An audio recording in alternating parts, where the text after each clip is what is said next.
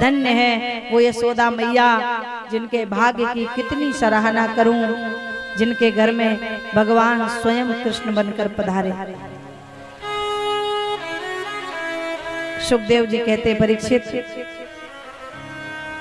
एक दिन मैया माखन मथ रही और ठाकुर जी बार बार मथानी पकड़ लेते हैं, बार बार मथानी पकड़ ले।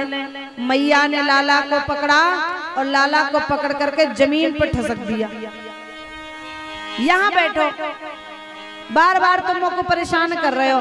और जैसे ही जमीन पे बिठायो, सो कन्हैया तो रोने लग गए, हे भगवान, मैया तू मोसो प्रेम ना करे, तू तो माखन की मटुकिया ते प्रेम करे, हमें प्रेम ना करे।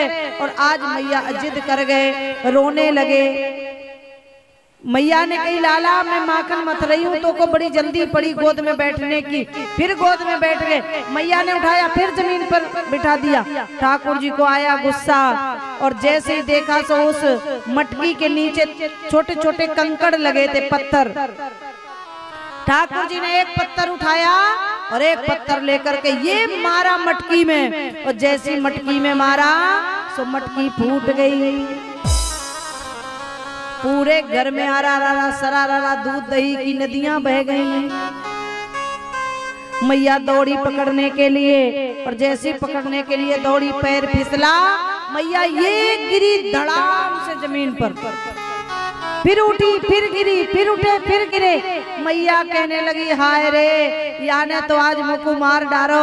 अरे मैं आज लाला को पकड़ पाई तो ऐसो मारूंगी, और जैसे उठ के चले से पैर फिसल जाए, फिर धड़ाम से गिरे। आज मैया ने उठाई छड़ी और कहा, दारी के आज बांध करके ऐसो मारूंगी, ऐसी मार दूंगी कि जिंदगी में कबू दूसरे काऊ की मटकी ना फोड़ेगा। वाह, धन्य है भाग्य यशोदा मैया के, आज त्रिलोकीनाथ के पीछे पीछे दौड़ी। और जैसे भगवान को पकड़ने के लिए भागी, क्रोध में ठाकुर जी निकल गए। भगवान कह रहे हैं, मैया अगर प्रेम के वशीभूत होकर के पकड़ोगी तो मैं पकड़ जाऊंगा, और अगर क्रोध में पकड़ना चाहोगी तो ब्रह्मा विष्णु महेश तीनों लगे रहेंगे तो भी तुम मुझे पकड़ने वाली नहीं हो, क्योंकि मैं प्रेम के वशीभूत होकर पकड़ जाता हूँ, मैं तो भाव के बंधन में बंध जाता हूँ।